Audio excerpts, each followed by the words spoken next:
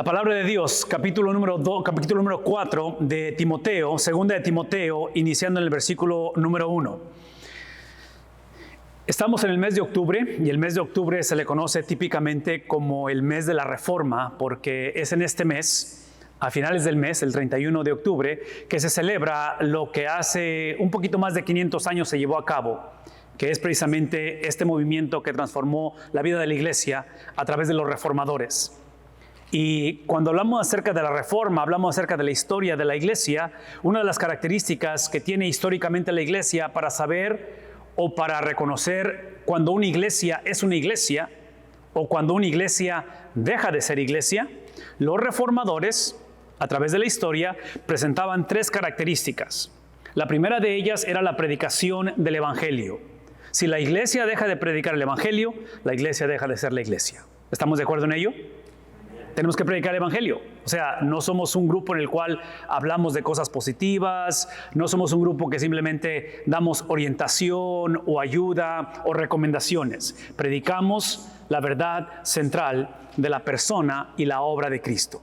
Entonces, el evangelio, primer distintivo. Segundo distintivo tiene que ver con lo que se conoce como el bautismo del creyente y la cena del Señor. Se le conoce como las ordenanzas. Entonces la iglesia, es su segundo distintivo, en las prácticas de este tipo de ordenanzas, bautismo y cena del Señor, que ahorita voy a explicar un poquito más acerca de esto. El tercero de ellos tiene que ver con lo que se llama la disciplina en la iglesia.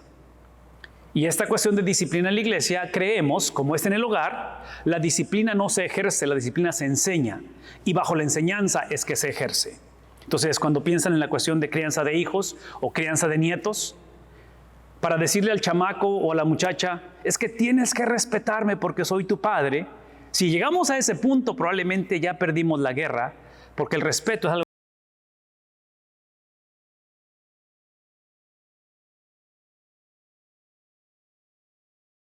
¿Explico? Algo similar es en la iglesia. En la iglesia, si tenemos que demandar la disciplina, debe de ser orgánicamente, normalmente, cotidianamente enseñada. ¿Cómo la enseñamos? En la predicación de la palabra de Dios. Ese es mi punto. La predicación automáticamente disciplina nuestras vidas, porque lo que hace la palabra de Dios establece no solamente la introducción de ese evangelio, y la palabra nos introduce a aquel que salva, que es Cristo, pero la palabra de Dios también nos instruye para qué somos salvos. Entonces, típicamente el problema de la iglesia ha sido, y hace 500 años, hablando de la reforma, era el problema. Hace 2000 años, que por eso está este tipo de escrituras como las epístolas, era el problema. 2000 años después, creo que sigue siendo el problema. Aquí está el problema. Es que típicamente las personas, la iglesia, reconocemos y aceptamos que somos salvos a través de Cristo. El reto va a ser, ¿qué significa? Ahora que soy salvo, ¿qué significa eso? Entonces, cuando esto es negociado, la razón por la cual somos salvos es cuando ese cristianismo empieza a crearse diferentes versiones de cristianismo.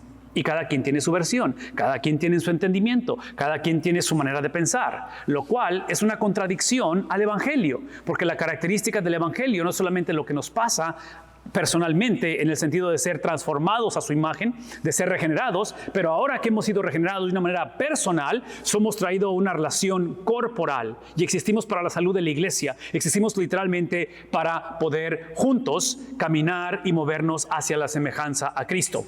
Esta es una de las razones por qué está escrita esta epístola que estamos leyendo esta mañana, que es la segunda de Timoteo, el capítulo número 4. Quiero que vean rápidamente conmigo el versículo número 1, allí en sus Biblias, y está también en la pantalla. Pero Pablo, otra vez, hablando a Timoteo, porque estaba la iglesia batallando entre lo que era aceptar a Cristo y el propósito por el cual aceptaron a Cristo, ¿sí? Dice en el versículo 1, en la presencia de Dios y de Cristo Jesús, que ha de juzgar a los vivos y a los muertos por su manifestación y por su reino. ¿Qué es lo que hace el apóstol Pablo? Vean lo que dice al final. Te encargo solemnemente. Entonces, lo que estamos encontrando al principio, estamos encontrando hasta cierta manera un cierto tipo de estructura o de jerarquía, un cierto tipo de sistema, donde el apóstol Pablo, basado en la inspiración del Espíritu Santo, que es el autor de la Biblia, está comisionando, está encargando. En este caso, piensen conmigo en términos de ministerio de sucesión. Si piensan en una carrera de relevos, tenemos lo que es el paso de la estafeta, ¿sí? Estás pasando la batuta. ¿Sí saben de qué estoy hablando? Cuando corres en relevos, van corriendo y le pasas al que sigue. Okay. Eso es lo que está haciendo el apóstol Pablo. Si te pones a pensar, la iglesia existe precisamente para eso. Todos sin excepción aquí y obviamente en la búsqueda de un pastor, todo pastor es pastor interino, no hay pastores permanentes. ¿Por qué? Porque todos somos transitorios, nadie está aquí permanentemente, ¿verdad? Entonces la pregunta no es si estamos aquí por un tiempo, la pregunta es qué vamos a hacer en el tiempo que estamos aquí. Crianza de los hijos, crianza de los nietos, en la iglesia, como pastores. En otras palabras, ¿qué estamos pasando? Esa es la única pregunta. ¿Qué estamos dejando? ¿Qué es el legado que está? Entonces, Pablo está asegurándose, está diciendo a Timoteo, hey, te encargo solemnemente. ¿Qué es el punto? Ese es el punto. El punto es que lo que Pablo le está recordando a Timoteo es que esta autoridad que te estoy dando, Pablo comisionando, dando autoridad a Timoteo, es una autoridad que vas a recibir conforme te sometes. Una vez más, el apóstol Pablo, el cual está modelando esto, la autoridad que él tiene, con la cual él está hablando a Timoteo y a la iglesia en Éfeso, está hablando bajo la medida en que él se ha sometido al llamado que Dios le ha dado. Entonces, eso es extremadamente importante porque si pensamos una vez más a nivel de iglesia, si pensamos a nivel de familias, la autoridad que tengo como padre, como cabeza del hogar, es una autoridad que es la autoridad de alguien más. Es la autoridad de Cristo dada, acreditada, de la cual esa autoridad, si se pone a pensar, esa autoridad es una autoridad la cual simplemente estoy administrando. La palabra es mayordomía, stewardship. Entonces, al final de la jornada, como ustedes lo saben, cuando Cristo venga por segunda vez, tendremos que compadecer ante su trono y dar cuentas de lo que hicimos. Entonces, en este caso, como padre, voy a dar cuentas de lo que hice con mi familia, lo que hice con mi matrimonio, lo que hice con mis hijos, cómo es que ejercí esa autoridad. Como pastor, adivinen qué, el libro de Hebreos dice que daremos cuentas de las almas que fueron confiadas. Entonces, ¿qué es el punto? El punto es que el apóstol Pablo está encareciendo a Timoteo, pero el encarecerle, el empoderarlo, el darle la autoridad, se la da bajo la manera en que él tiene que someterse. Entonces, aquí está el punto. El punto es que ya sea pastor, ya sea padre, ya sea gobernante, ya sean instituciones locales, ya sea una situación trágica como es la que está viviendo Israel, cualquiera que sea el caso, todos tenemos autoridad limitada. Solamente Dios tiene autoridad suprema. Ese es el punto. Entonces Timoteo, entrando a navegar una iglesia en conflicto, porque son iglesias en conflicto, ¿sí? Una iglesia en conflicto, la autoridad con la que Timoteo tiene que liderar es una autoridad bajo la sumisión, bajo el dominio de alguien más. Entonces, esto es importante una vez más considerar, porque observen debajo de quién debe de estar. ¿Qué dice el versículo 1? Vas a liderar, vas a ejercer tu autoridad en la presencia ¿de quién? En otras palabras, esto que estoy poniendo en tus manos, Timoteo, no está basado en las circunstancias que estás viviendo. No está basado en tu persona, en tus habilidades o en lo que sentiste en tu llamamiento. No está basado si la iglesia está mejorando. No, está basado exclusivamente que estás en la presencia de Dios. Esto implica que no solamente es la presencia de Dios, pero el Dios de la Biblia ha decidido revelarse a través de su Hijo. Entonces estás en la presencia de Dios y estás en la presencia de Cristo Jesús. La manera en que hemos tratado de ilustrar esto, porque observen una vez más esta cuestión de Dios, ¿verdad? Estás en la presencia de Dios, en la presencia de Cristo. Esta frase o el ponerlo en el mismo enunciado, Dios y Cristo, y especialmente observen la palabra, el cual va a juzgar, este tipo de afirmaciones son las que van a meter en problemas a Pablo, a Timoteo y al resto de los apóstoles. ¿Por qué? Porque declarar que Cristo es Dios mismo es un problema hace 2000 años esto. Creo que es un problema también hoy. ¿Por qué? Porque cuando piensan en la persona de Dios, la mayoría de las religiones en el mundo, y ahorita lo que está pasando en Israel esta mañana, o estas últimas horas, es un problema. Si es un problema de bienes y raíces, es un problema por el pedazo de tierra, es un problema cívico a nivel de sociedad, es un problema militar, pero en realidad es un problema teológico. Son perspectivas con respecto a quién es Dios.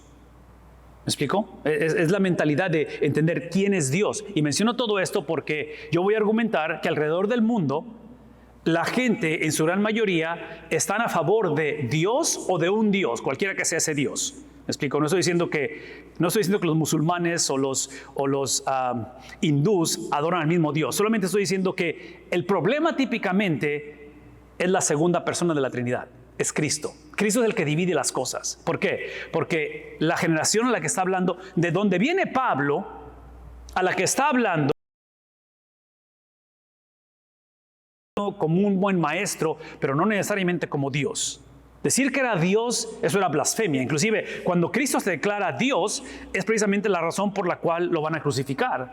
Porque van a decir, eso es imposible. Ok, mi punto simplemente es esto, que esta autoridad que Timoteo es llamado a ejercer dentro de la iglesia, es una autoridad, otra vez, en su misión, y la manera en que típicamente pienso en este Dios, que es Cristo mismo, que es la Trinidad, pienso en un pretzel. Pero cuando piensas en un pretzel, es un solo pan o una sola galleta, pero tiene ¿cuántos agujeros? 3 agujeros. Entonces, para que el pretzel sea pretzel, no puede ser un agujero, no puede ser 2 agujeros, tienen que ser... Entonces piensen, es un solo Dios, pero ¿son cuántas personas? Son 3 personas. Ahora, aquí está el punto, porque es lo que está haciendo el apóstol Pablo. Todo lo que podemos hacer es hablar de los distintivos de cada persona. Dios como Padre tiene distintivos que son únicos de Él. Dios como Hijo tiene distintivos, cualidades que son únicas de Él, que podemos hablar de ellas.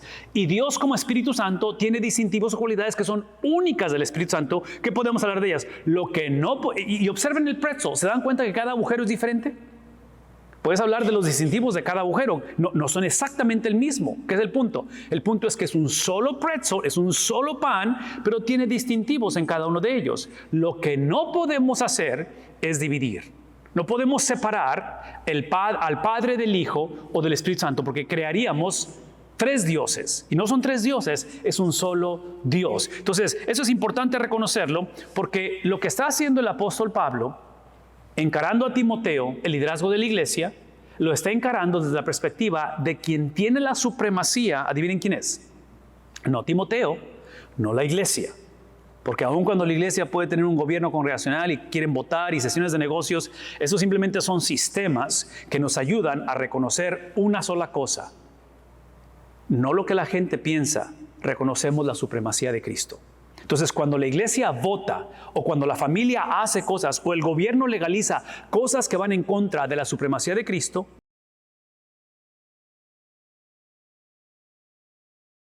sí, a la luz de la Biblia no es una democracia, no es lo que el pueblo piensa, no es lo que la familia quiere o la persona desea. Se trata de Entonces, la supremacía de Cristo es aquello donde Pablo está diciendo, porque está presentándolo, observen, está diciendo, es en la presencia de Dios, en la presencia de Cristo Jesús, el cual ha de... ¿Qué cosa? ¿Qué va a hacer? Y está hablando juzgar, escuchen lo que voy a decir, está usando el término de juzgar porque ustedes saben, estas cartas están escritas, ya Cristo ya nació, Cristo ya vivió, Cristo ya murió, Cristo ya fue sepultado y Cristo ya, ¿qué cosa? Resucitó. Y no solamente resucitó, pero Él ¿dónde está? En este tiempo, ¿dónde está Cristo cuando está escrito esta carta?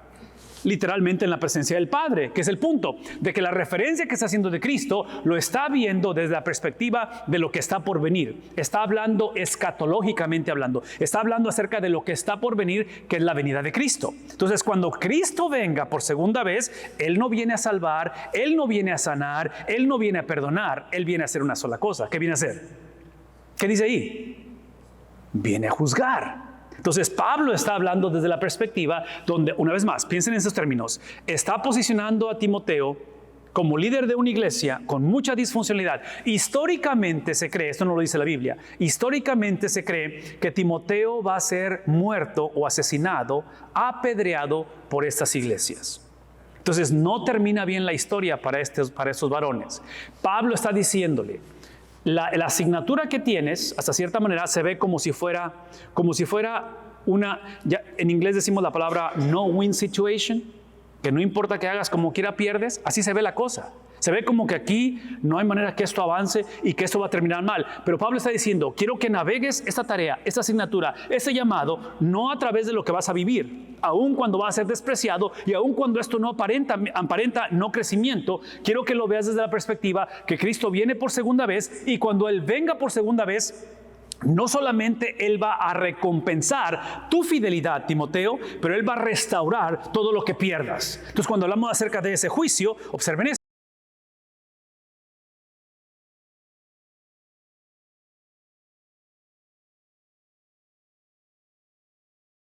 A Él, pero también Él simultáneamente, Él es el agente ¿de qué cosa? Entonces, otra vez, el Padre, distintivos, el Padre creó las cosas a través de Cristo, ese es el libro de Génesis capítulo 1, el Padre creó las cosas a través de Cristo y creó las cosas para Cristo. Pero ese mismo Cristo que viene, nace, vive como el Cordero Santo de Dios, como el varón de dolores que se entrega y derrama su sangre por nosotros, ya no viene como león, no viene como el Cordero Santo de Dios, no viene como el varón de dolores ni el varón sufriente. ¿Cómo viene? Viene como el león de Judá. Viene a reinar. Entonces, el punto es simplemente de que el apóstol Pablo está llevando a Timoteo a que este encargo solemne, dice al final del versículo, esta comisión que te estoy dando es bajo el reinado de Cristo. ¿Está consciente de ello? Entonces solamente soy administrador de mi llamado como padre, como madre, como abuelo, como pastor, como líder. De tal manera que dice él, viene a juzgar ¿a quién? ¿A quién viene a juzgar? Cuando usa el lenguaje de vivos y muertos, ¿qué está implicando? En este mundo solamente hay dos categorías. O estamos vivos o estamos muertos. ¿Me explico? No hay semi-muertos, no hay casi vivos, no aquellos que se ven medios vivos, ¿sí? O estamos vivos o estamos... Entonces, el juicio que viene a ejercer Cristo, escatológicamente hablando, ¿verdad? Al fin del tiempo, ¿es sobre quién?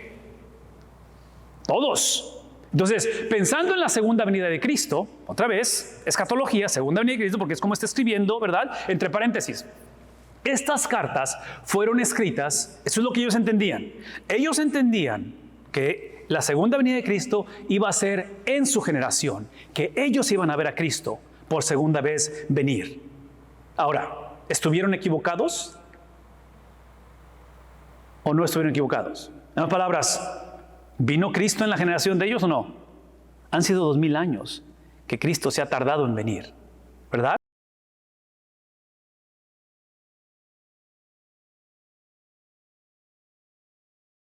El reto es que no sabemos qué cosa, cuándo viene, ¿verdad? Entonces, todos predicamos esa verdad y hoy en día predicamos, al celebrar la cena del Señor, estamos anunciando ¿qué cosa? Su venida. ¿Recuerdan eso? Ven tantito. Ese es el mensaje por 2000 años. El reto es que solamente una generación le va a tocar experimentar la venida de Cristo. Todos la predicamos, pero solamente uno la experimenta. Entonces, en este caso, cuando Pablo está diciendo, hey, él viene a juzgar ¿a quién? Vivos, a muertos. Y yo puse ahí los supermuertos, porque para mí los supermuertos, o los bien muertos, para mí son los que van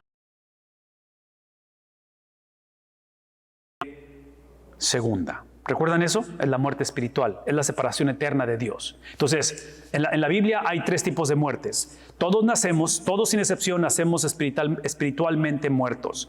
La paga del pecado es muerte, somos hijos del primer Adán, entonces nadie nace siendo salvo. Todos somos creación de Dios, nadie nace siendo hijo de Dios. ¿Sí? ¿Estamos conscientes de ello?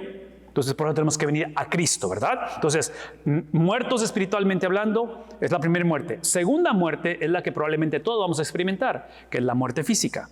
Eventualmente vamos a morir físicamente. Pero existe la tercera muerte, que es la muerte segunda, que es esa separación, es infierno.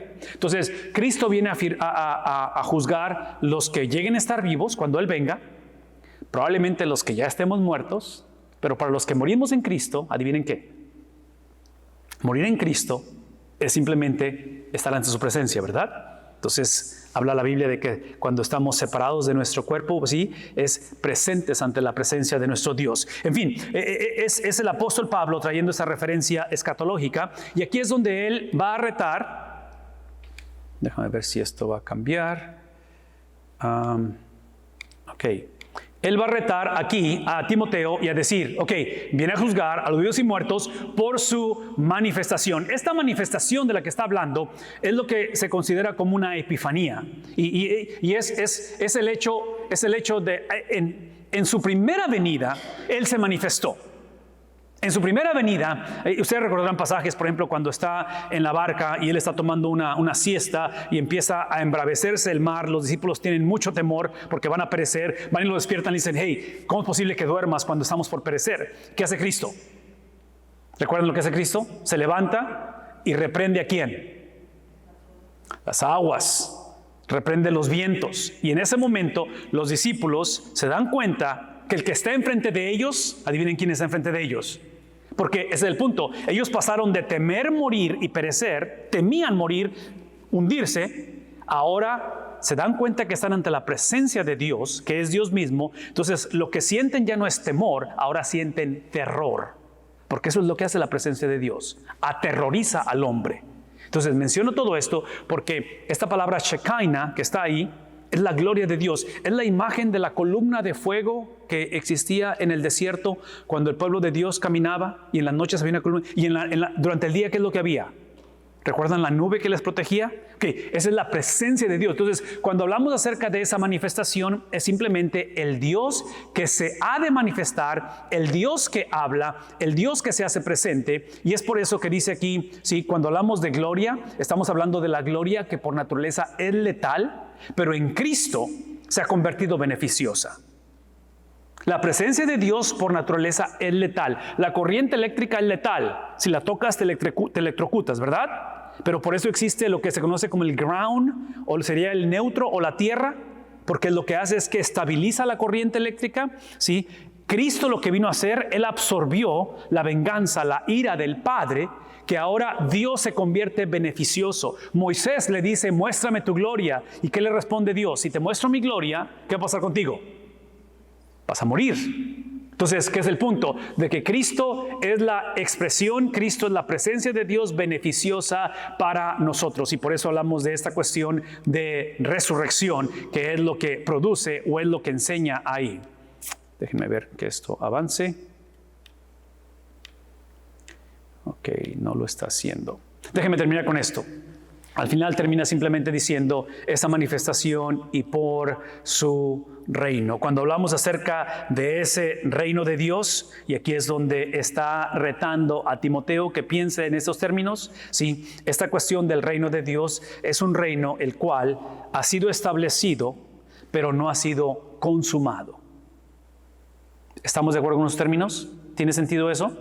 Cuando Cristo nace a través de la Virgen María, ¿sí? El nacimiento de Cristo es la venida del reino de Dios. Había sido anunciado, había sido otra vez los profetas en el Antiguo Testamento lo hablaron, lo anunciaron, especialmente lo anunciaron en un contexto donde el pueblo de Israel, el reino de ellos había sido disipado, desolado. Eso se le llaman los exilios. Vienen los asirios, conquistan el reino del norte, vienen los babilonios, conquistan el reino del sur. Entonces el pueblo de Dios ha sido llevado en esclavitud, el templo es destruido. Todo eso sucede y en medio de todo eso ellos están pidiendo la restauración del reino, la restauración de las cosas, ¿verdad? Porque fueron expatriados. Lo que está pasando esta mañana en Israel, adivinen qué es. Es la continuación de todo eso que estamos hablando, ¿no es cierto? Es literalmente reino sobre reino, es literalmente el hombre destruyéndose. Ven tantito. Es ahí donde clama el pueblo de Dios a través de las edades que Dios venga y restablezca su reino. Aquí es el reto. Ese es el reto grandísimo para el pueblo de Dios hace 2000 años, para nosotros hoy en día, cuando Él vino a establecer su reino. El reino de Dios es diferente al reino del hombre. Que es el punto, que cuando Mesías viniera a establecer su reino, ellos anticipaban un caudillo, un libertador, anticipaban a alguien como el rey David. ¿Recuerdan a David que era un guerrero, que no le tenía miedo a nadie y que era libertador de todo? Es lo que ellos anticipaban. ¿Y quién nació? Nació un bebé, el cual, en lugar de tener espada, él traía un sermón. Él inicia en Mateo capítulo 5, su primer sermón, conocido como el Sermón del Monte, y empieza a hablar de bienaventuranzas, empieza a hablar de perdonar, empieza a hablar de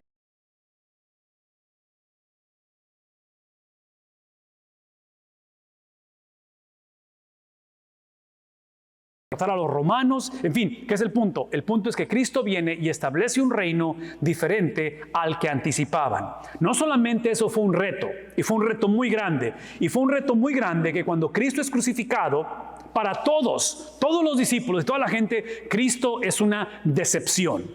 Porque lo último que ellos esperaban, si Él era el caudillo, el líder, lo último que esperaban es que fuera crucificado.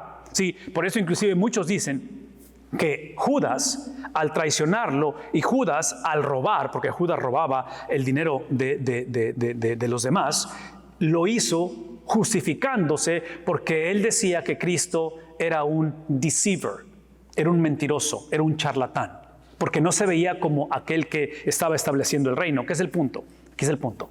No solamente el reino de Cristo es diferente, pero lo que ellos no anticipaban, y esto es lo más difícil, y por eso Pablo está diciendo esto, lo más difícil no solamente es que se veía diferente, pero la otra cosa es que opera, funciona, la agenda del reino es muy diferente. ¿Por qué? Porque aquí es donde el reino de Dios ha sido establecido, las llaves del reino han sido entregadas a la iglesia. Mateo capítulo 16, cuando Pedro hace la confesión, tú eres el Cristo, el Hijo del Dios viviente, y Cristo responde, bajo esa confesión, porque no te la reveló ni carne ni sangre, sino mi Padre, es que yo, ¿qué dice? Dice, yo establezco, entrego las llaves del reino a la iglesia y las puertas del Hades, ¿qué cosa? No prevalecerán contra ella. Entonces, esta manera que la iglesia ha sido establecida, la manera en que Pablo está instruyendo a Timoteo a liderar la iglesia, está basada en un reino que ya ha sido puesto, ha sido iniciado en este mundo, pero aquí está el reto más grande, no ha sido llevado a su consumación. Por eso es que el pasaje dice, hablando de Cristo, hablando de Dios, es aquel que ha de juzgar. No está diciendo ya juzgó, ha de juzgar. Está hablando de algo que está por venir. Entonces, cuando pensamos en la iglesia, operamos desde la perspectiva que ya inició, pero no ha sido consumado el reino de Dios. Estamos en medio de esto que se le conoce como la tensión irresoluble, unresolved tension. Es la cuestión donde soy salvo, pero a veces cuestiono mi salvación o a veces no me siento muy salvo. Es la cuestión de que Dios tiene autoridad, pero a veces siento como que la maldad está tomando control de la cosa. Es la cuestión donde yo sé que cuando pedimos al Señor, Él escucha nuestra oración, pero a veces siento que mi oración no pasa del techo.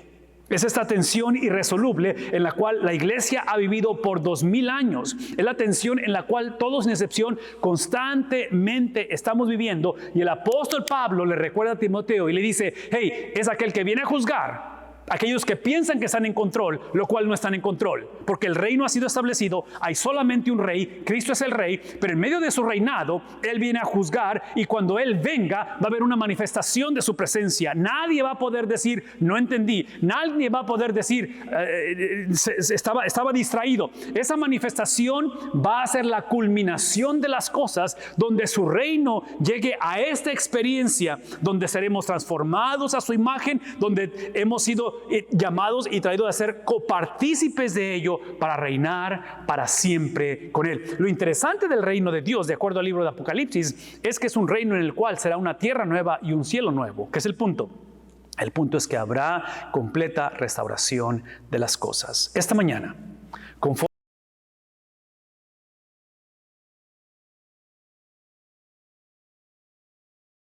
pero no ha sido consumado. Cuando hablamos de la cena del Señor nos lleva a pensar y a ver lo que ya sucedió, porque la noche que Él va a ser entregado, esa noche Él establece y dice, esta es la sangre, mi sangre, del nuevo, ¿qué cosa? ¿Nuevo qué? Dígalo. Nuevo pacto, nuevo reino. Es algo nuevo, nunca antes visto. Y este es mi cuerpo, dado por vosotros. ¿Qué es el punto? Está estableciendo esto. Pero una vez más, esto está anunciando lo que está por venir. Entonces, ya inició, va a ser consumado. ¿Me explico? Ya inició, va a ser consumado. El trabajo de nosotros es vivir en medio de esas dos cosas, en medio de esas dos experiencias, es donde estamos ahorita, es la tensión irresoluble, y el trabajo de la iglesia es depender en la confiabilidad de Él. El trabajo tuyo y mío es poner nuestra confianza en que Él es confiable, poner nuestra dependencia en que Él es alguien en el que podemos depender. Nuestro trabajo es literalmente descansar en el hecho que Él ya inició su reino y en su tiempo, de acuerdo a sus designios, Él llevará la consumación de todas las cosas.